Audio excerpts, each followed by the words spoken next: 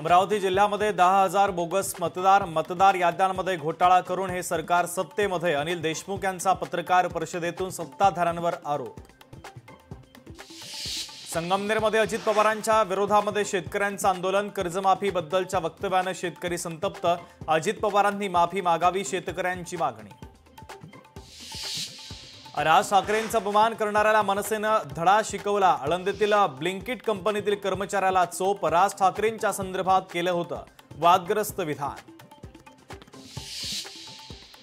गुलाबा कॉजवेवरील अतिक्रमणावरून रहिवासी आक्रमक, मुंबई पालिकेला दिला एका आठवड्याचा अल्टिमेटम, बेकायदेशीर फेरीवाले हटवले नाही तर 8 नोव्हेंबरला आंदोलनाचा इशारा।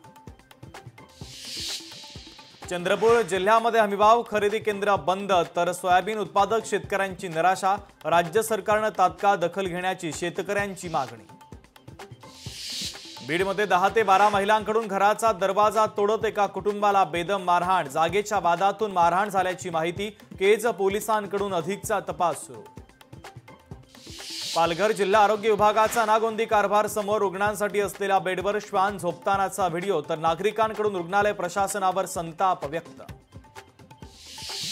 सांगलीच्या मिरजमध्ये रील्स करताना स्टंटबाजी, रील करताना तलवार बाळगणारा पोलिसांच्या ताब्यात, महात्मा गांधी चौक पोलिसांची कारवाई।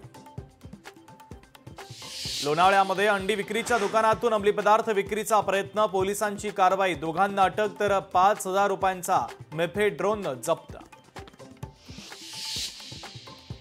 बीड जिल्ह्यातील बालाघाट डोंगर रांगांतून गौण खनिजाची चोरी, महसूल प्रशासनाची आताची घडी तोंडावर बोट, पर्यावरण मंत्री पंकजा मुंडेंनी दखल घ्यावी, नागरिकांची मागणी।